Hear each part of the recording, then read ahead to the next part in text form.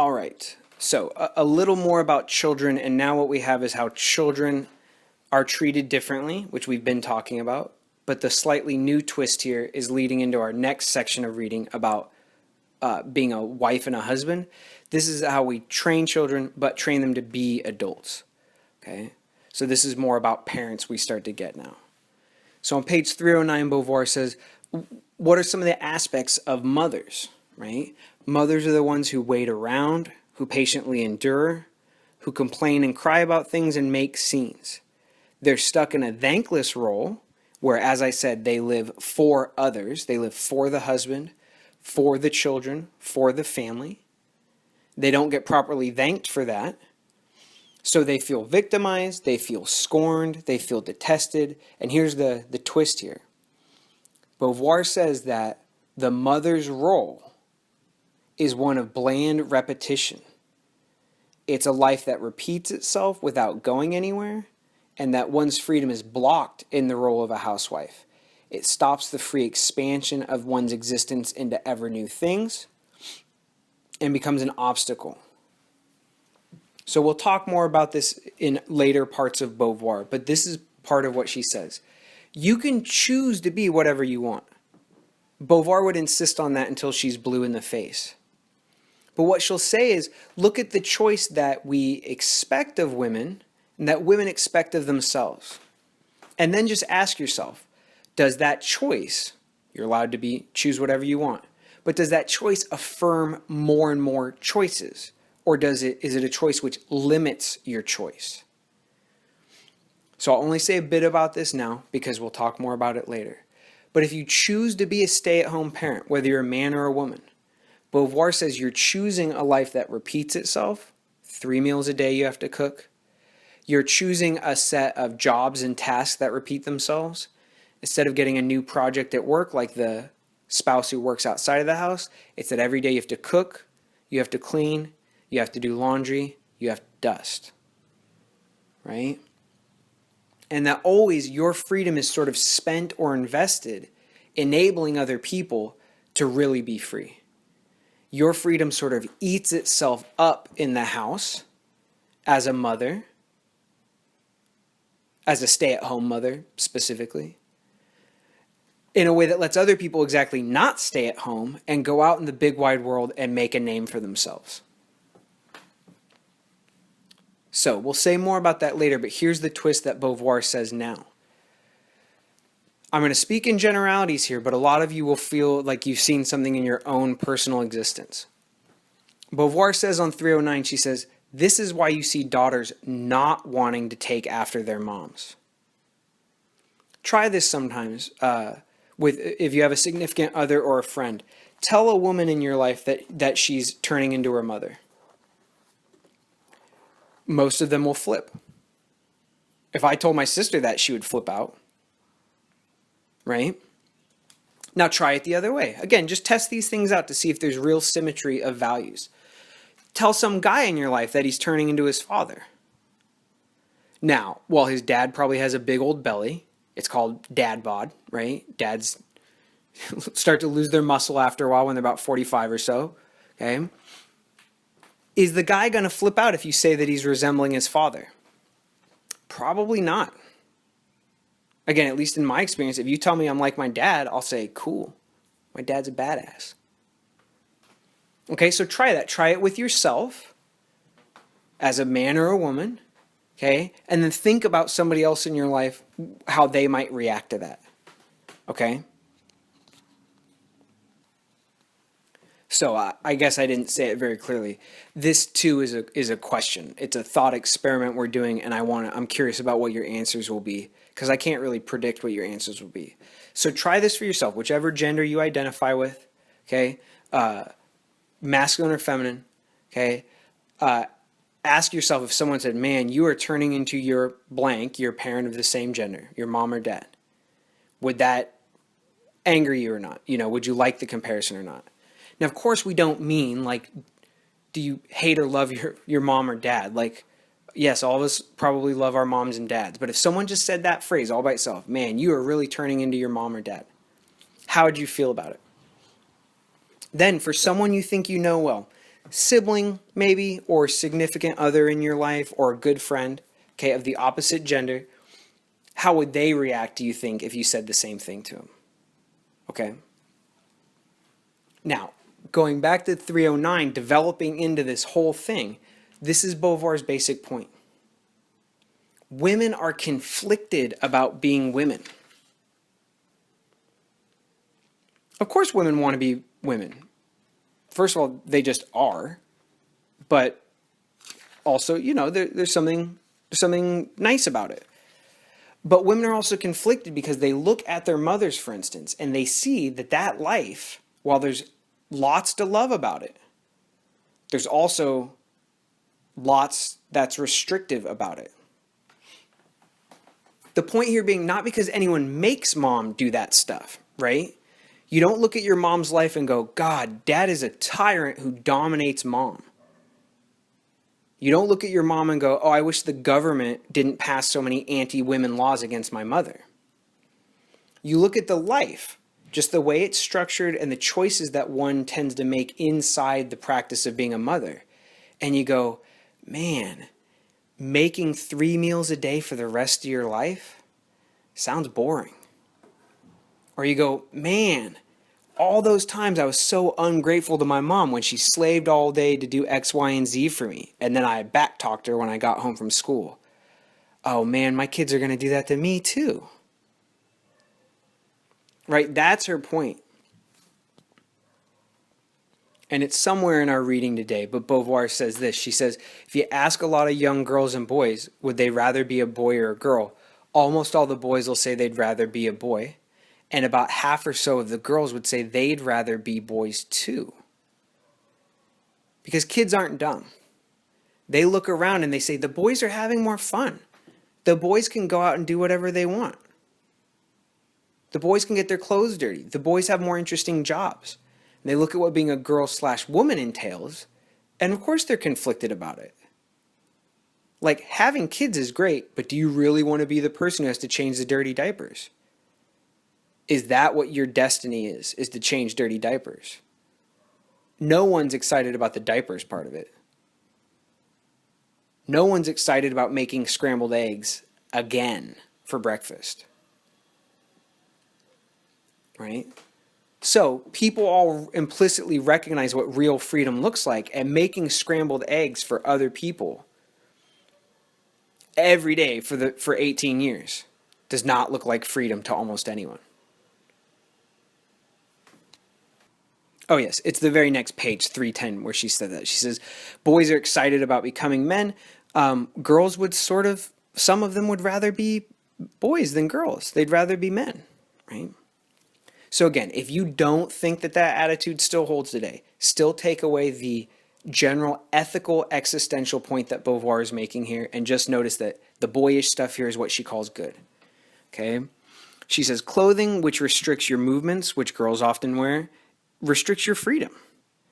Fear of getting dirty or getting sweaty restricts your freedom.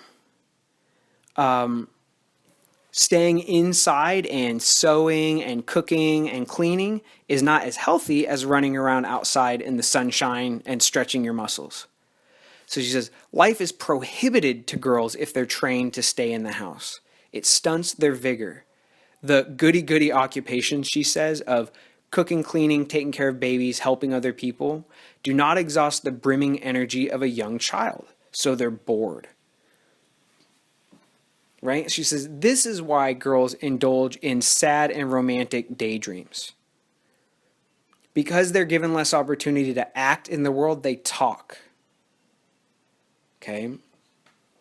So this is part of what Beauvoir is saying. She says, if we look at the ways that boys and girls behave differently, and for instance, we see that girls gossip more, even young girls, we might say, well, it's probably biological, I guess. The boys are out running around outside fighting, and the girls are inside talking about other girls. Oh, they're so young, though. They're like 12. It must be biological. It must be natural. However, Beauvoir's point is that one practice, having girls stay inside a little more often so they can take care of babies, so that they can learn how to cook, so that they can learn how to sew, which nobody does today, but women are still taught to cook often. And telling them to stay inside so they don't mess up their pretty clothing. Well, if you're inside with a bunch of other people who are also inside, and you are, not that you're not allowed, but you're encouraged to not go outside and fight and play sports and get dirty. Well, of course you're going to gossip more. It's not natural. It's a result of this other practice, this other training. If there's boys, let's say they're sickly, their lungs are all messed up, they can't play with the other boys, they're trapped inside during recess too, they're probably going to become gossips as well. Because as she says lower on the page, if you can't act, you're going to talk. If you can't act and play, you're going to daydream. So she said, this is why how girls have romantic fantasies and fill up their journals page after page after page and daydream that they're going to meet Justin Bieber and fall in love. Right? It's because if you're outside playing basketball or football, you're not going to be daydreaming about who you're going to fall in love with. You're busy. You're distracted. If you're inside, though, not doing that, well, your head's going to fill up with some idea. So once more, her point is it's not that women are more prone to romantic fantasies. It's not that women are more prone biologically to gossip. It's that every time women are told, well, don't play football with the boys. That's a little rough for girls. Some of the time they're going to go inside. They might play soccer instead of basketball. Some of the time they're going to go inside. Now, hardly any boys ever told don't play football with the other boys. It's too rough. So just think at like a statistical level. Not all the time, but more of the time, girls are discouraged from sports in general or certain rough sports. Some, but not all the time, those girls will go inside and do inside things. Well, inside things tend to lead to gossiping because you're inside with a bunch of other people. Inside things tend to lead to being a romantic and daydreaming all the time. That's the real cause of it, Beauvoir says. The training and the encouragement we give kids result in these different behaviors. Okay? Same thing, she says, girls cry more than boys. She says it's a fact. Girls cry more than boys. But she says the reason why is that women's tears aren't natural. It's not like they have bigger tear ducts or something. Is that they're protesting against the harshness of being destined to be a wife and mother, instead of being free to choose their own destiny. And it's a way of endearing themselves to others, of trying to extract some help and assistance from other people because they're not always doing things all by themselves. Okay, and we go back to what she said on page 294. When boys cry, we discourage them from crying. We say big boys don't cry. Okay, big boys don't carry dolls around. We say, go play outside, tough guy. Again, it's not every time. But surely you've heard that as a boy growing up, is that boys don't cry. But you only say that because boys, in fact, do cry, and you don't want them to cry.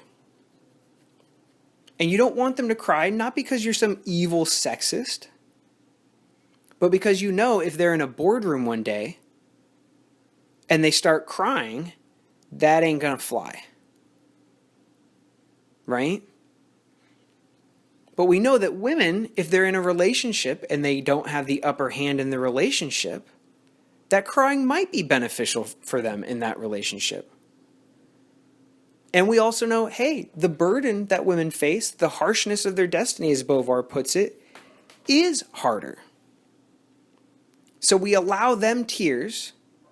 We encourage, or at least don't discourage, women's tears because of the way women are actually living their lives. So then they continue to cry, which all human beings will do if pressed hard enough. Boys, though, still have the same sadness that leads to tears. That's why, in fact, young boys do cry. But we discourage it and we say, hey, that sadness, you have to do something else with it.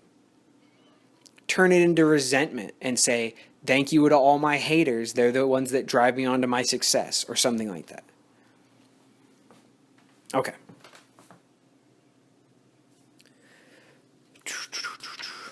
There's some beautiful passages here on page 311, and this relates to the vicious circle that Beauvoir says again. She says, look, it's a weird thing if you're told that you're free and you're not free at the same time. There'll be a constant conflict going on inside of you. She says, it's a strange experience to recognize yourself as a free subject and then also to be told that you're slightly inferior inside yourself.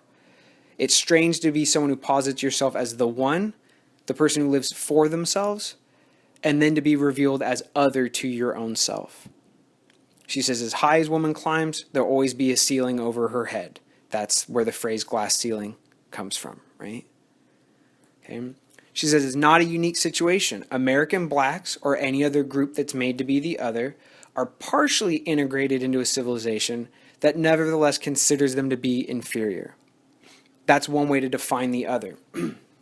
When your group is partly integrated into a society, but said to be partially inferior as well. So she says, when you're made to be the other, when people expect less of your freedom, metaphorically, you watch planes pass overhead and know that because you're the other, because you're black or a woman or Jewish, that the sky is out of bounds for you. Okay, and she says, same for women. She knows that the sea and the North and South Pole, 1,000 adventures, 1,000 joys are forbidden to her. She was born on the wrong side of the tracks. So here's part of how I want to explain Beauvoir here. Her language is a little more extreme than what she literally genuinely means, because she's using poetic metaphors and sort of make it, to make the point land more strongly. She says all women, she says it's forbidden.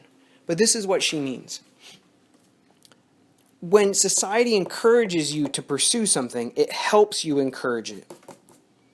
When society fails to encourage something or actively discourages it, it also makes it harder to pursue your freedom.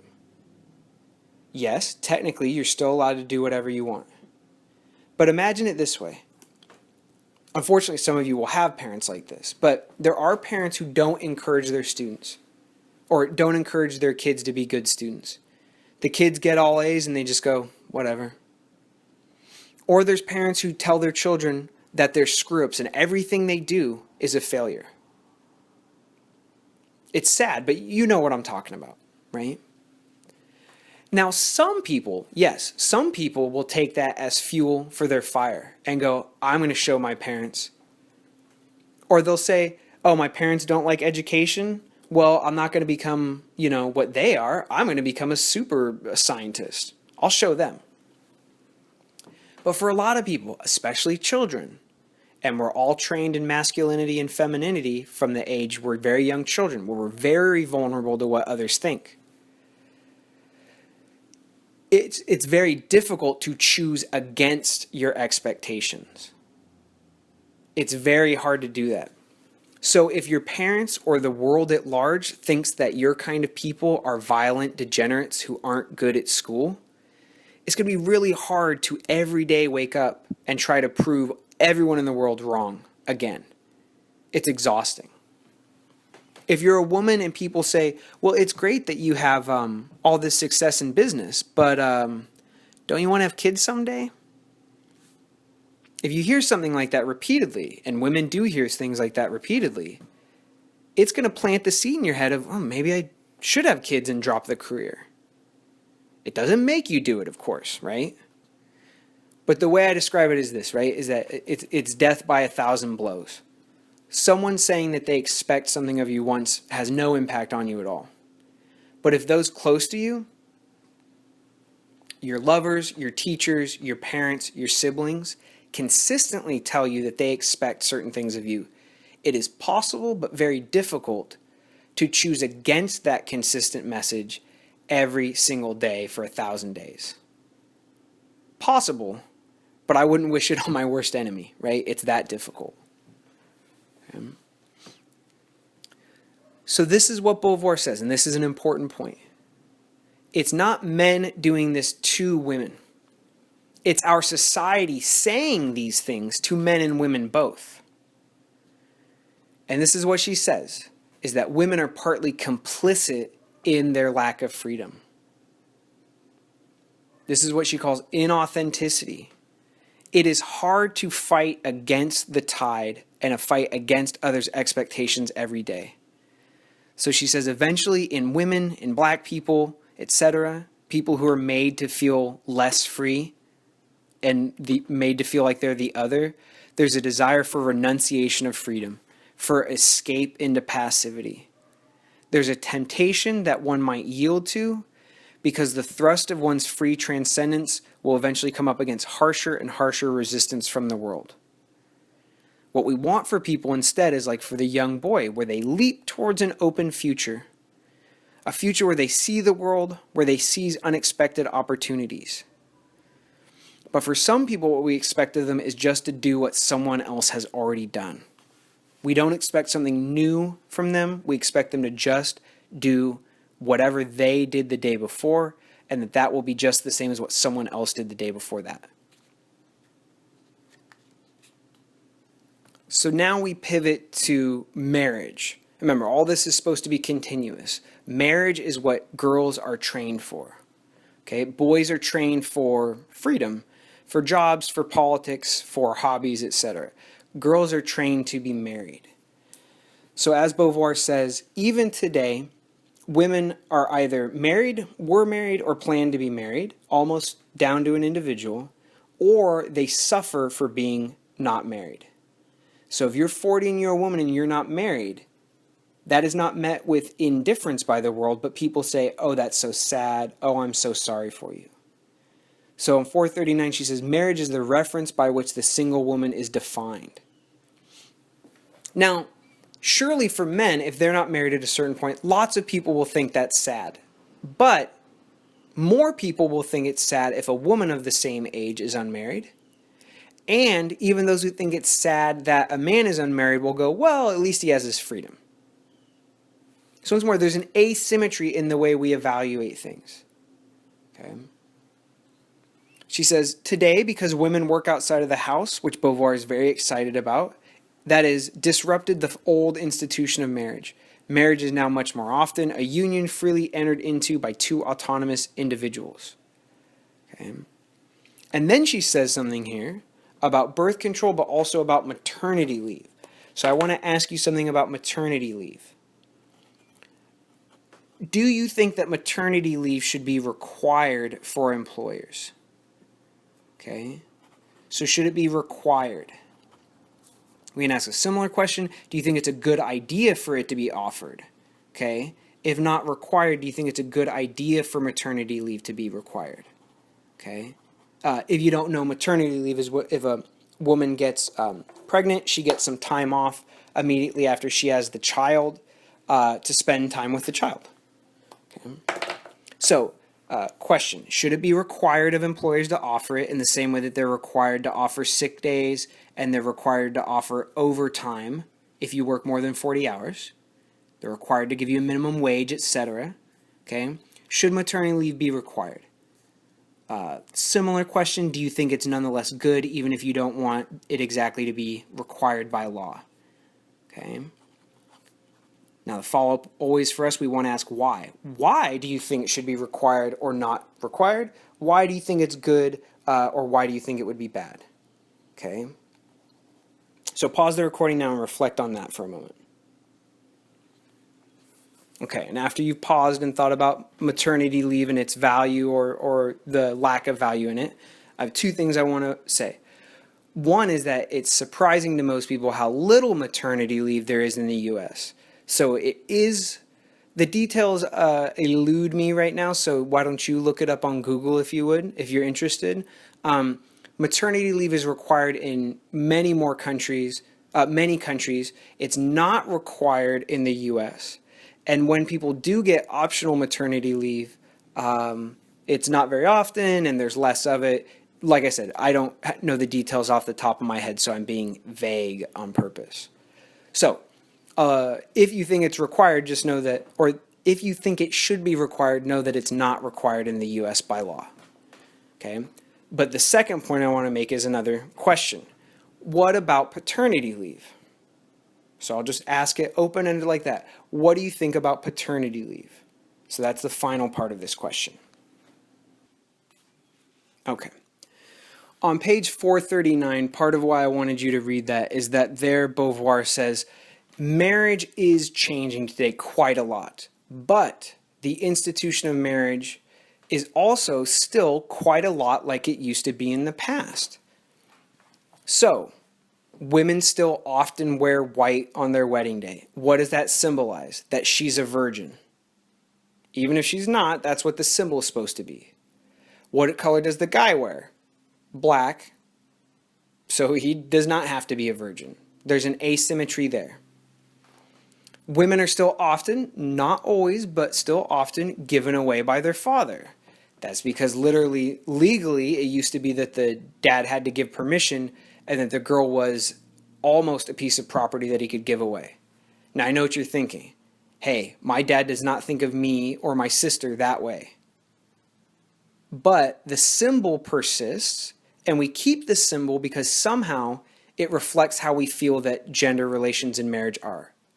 We wouldn't keep it just because it's a tradition if it didn't do something for us. Okay? Also, the woman has not one but two rings. So the guy just has one ring when they're married, a simple band usually, and that tells people that they can look but don't touch, he's married. The woman, though, has two rings, the engagement ring and the wedding ring. Now, the engagement ring is to mark her to other men that she is pre-married and that she belongs to someone else. Once more, she is not available to other men once she's got an engagement ring. The guy, though, is not wearing any ring at that point. Presumably, he's more available for other women. Also, this is traditional, but it still holds to an extent today. The engagement ring is you're supposed to pay, I forget, 2 or 3 months worth of salary, the guy is, for the woman's engagement ring. So not only does the engagement ring mark that this woman is betrothed, she's promised to a man, so look but don't touch, but it also says that her man is defined by his job, his status, how much money he makes. Which, as I said before, all those things are basically equivalent to freedom. Your job is how you express yourself and get fulfilled. Money is how you do the things you want. You freely choose what you want to do with your money, etc. So the engagement ring, or traditional marriage as it still shows up in our world today, marks women as nearly property of men, dad, given away to another man. It shows that the man has a job outside of the house through which he defines himself and his freedom. And it doesn't mark her in the same way. It says nothing about her job or her freedom. Now, once more, I know you'll go, that's not what it means, but it means something. So if you have alternative explanations for what these things mean, then we'd like to hear them in the discussion. But what we often do on points like this is we say, no, it's just tradition. But traditions always have a meaning, right? There's always a meaning or a reason, like a psychological payoff for our traditions being the way that they are. Okay. Otherwise, they wouldn't be stable. They would just change. Everyone would get married in a different way. Okay. So this is what Beauvoir says. When a woman gets married, it becomes part of her core definition. So much so that she will wear a piece of jewelry all the time that signifies, 2 pieces actually, that she is this thing. She is a wife. So we see on page 442, it said that women are married passively. They are married, where they're the object of the verb, and they're given in marriage by the parents. Boys, however, marry. They are the subject who does the verb. They take a wife. So a man is already defined by himself. If they become married, it's like an adjective that describes them. Tall, married, handsome, whatever. But for a woman, it's that she becomes wife. It's not one of many adjectives that describes her, but it now becomes her core essence. And if that sounds a little strange or hard to believe, think about who's more likely to define themselves as a parent. Do you find that women more often describe themselves as mothers when you first meet them? Or do you find that men just as often describe themselves as fathers? It seems more often that women will say, you'll say, well, tell me, what's your story? And they'll say, here's my job, I'm a mother of 3. That seems to be a built-in part of their identity. So here are things that, again, have changed some, but still persist today. And Beauvoir's point is that to the degree that they persist today, there's still an impingement on women's freedom. So it's getting better, but it's still not perfect. Women are still more likely to move for the job of the husband. They'll move to where he gets a job. Okay? That's page 442. Page 444, women are much more likely to let themselves be supported, that is to live at home and not work at all. So once more, most women in couples work nowadays. Okay? However, as Beauvoir says, she says, still today women have the right to let themselves be supported by the man. So we all know that there's stay-at-home dads, right? Okay, but how many stay-at-home parents do you know that are men? I don't know of any right now myself. Okay. Also, think if it wasn't a stay-at-home dad, but just a stay-at-home husband. Would you blink your eye at all if there were a rich woman, part of a rich couple, and the woman didn't work at all? Now think about it the other way. If it was a rich couple and the guy didn't work at all, no kids at home, he just didn't work, what would you think about that? That I actually do know a couple like that. His name is Rufus, and his wife is a doctor or a therapist. I forget which. I think she has a medical degree in any case, and he just doesn't really do anything. So for that one, I do have an example. She says again on page 444, if you ask a girl what they want to be when they grow up, most of them nowadays will say, I want to be a lawyer, a physicist, I want to be first president, or a president, something like that, right? But you'll never, ever get a boy who says, I want to be a husband. You will still get girls who say, I want to be a wife. So once more, Beauvoir says this is why women like romance novels better. This is why women like romantic comedies better than men do. Not because there's some biology in them. Again, think about how weird that would actually be if biological evolutionary destiny determined which movies we liked. Do you realize how specific of a gene that would have to be? That there's a rom-com gene that women have and men don't? Or that estrogen somehow selects rom-coms and testosterone doesn't? I don't think that's quite how evolution and hormones work. Okay? This is what Beauvoir says, though. It's that women define their identity more so than men. Not entirely, but women identify their identity more so through their status as wife or mother than men do. Men define it probably equally, being a father or a husband, with what job they have, what they do in their free time, etc. Okay, so now going to 521.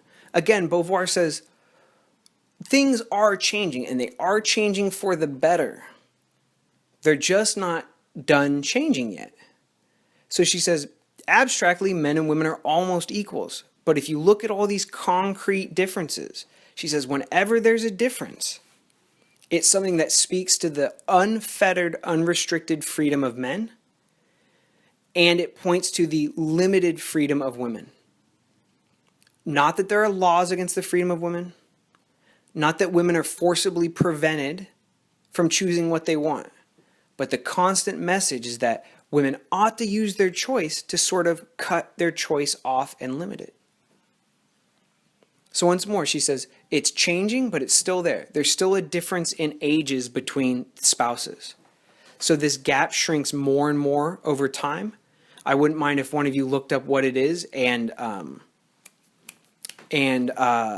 post it to the discussion board. But think about what it means when there's an age difference in the couples. Whoever's older probably has more social clout and power. They know more people. They can call in more favors. They probably are more advanced in their career, therefore they probably make more money. They're older, so they're probably wiser. They've seen more things. So why would you want to marry someone who's younger than you? I mean, obviously, if you fall in love with someone, right, you fall in love with them. But if you go on online dating, or if you ask their friends, oh, I've got someone, you've got your friends like, I've got someone I want to hook you up with, but maybe they're too old or too young for you, then we see that it's a choice that people make. Men choose younger women, and women choose older men, even still today. So that's a concrete practice. Now, if you meet someone and you fall in love and they're younger or older than you, hey, love's a beautiful thing and it's a wild, uncontrollable thing. Just go with it. That's what I say.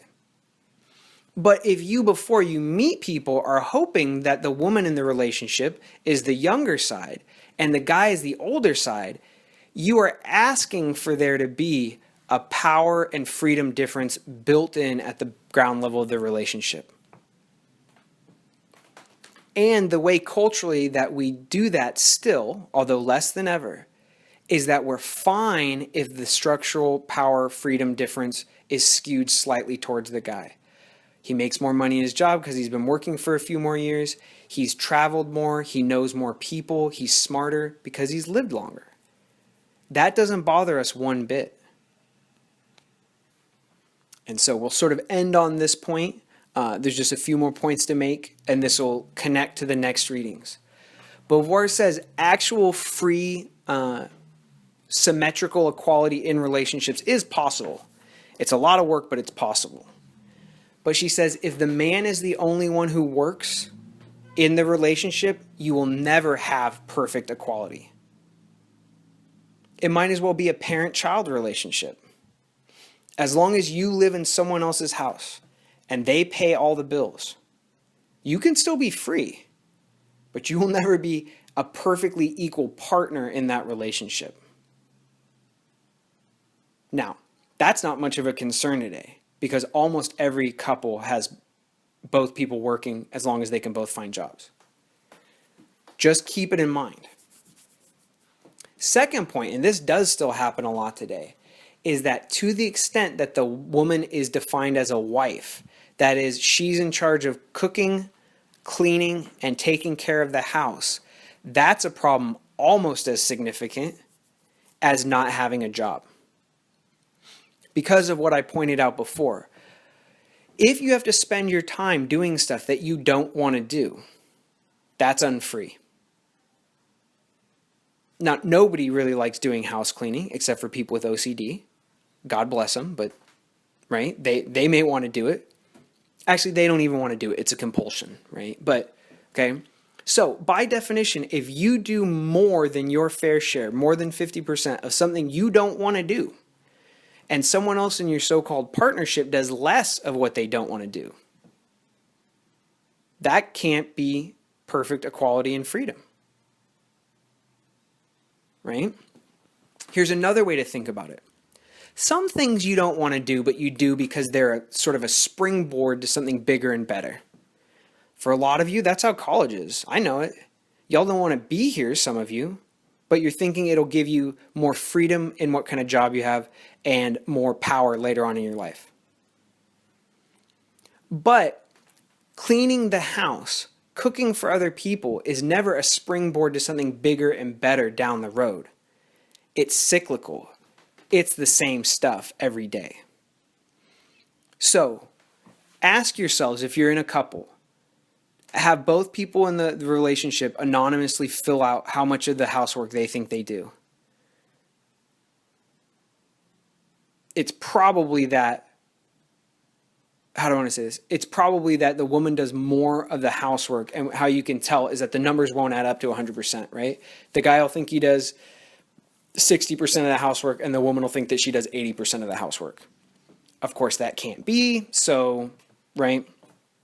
Okay, so again, the point here is that having a job is essential to your freedom. And I know you all know that because you all are in college in order to get jobs. Good. But to the extent that the woman does things around the house that are dead ends, that don't lead to more freedom, that is if she does most of the cooking, most of the cleaning, most of the laundry, She's literally wasting her free time while the man is out doing something with his free time. Okay, so this is the final point, okay? This is pages 522 and 523. Okay? What Beauvoir says is, she says, it's marriage as an institution that traps men and women both. Okay, she says, husbands are indignant, women feel like they're not respected. She says it's not men who do this to women, but it's the masculine code, the society developed by all of us, okay, that define the feminine condition. So now for both sexes, male and female, it's a source of distress. Think about how much people fight over these gender roles at home. They fight over who drives, who brings home the bacon, who does the housework, how the kids are raised, right? So this is what she says on 523. She says the situation of marriage has to be changed. Okay? It's in everybody's common interest, men and women both, to prohibit marriage as a career all by itself for women. Marriage makes women into so-called praying mantises, bloodsuckers, and poison. It's marriage that has to be changed, she said. She said, woman in marriage weighs so heavily on man because she's forbidden to rely on herself. Man will free himself by freeing his wife, that is, by giving her something to do. It's very difficult, Beauvoir says, to reconcile work and motherhood or work and being a stay-at-home wife. Since work is the freedom in that equation, if you can't be a worker and a wife or a worker and a mother, Beauvoir says you should choose being a worker. That's where freedom lies. So we'll just end it on that note. Maybe that's sort of a provocative place to end it, but we'll just end it right there. Okay, thank you, everyone.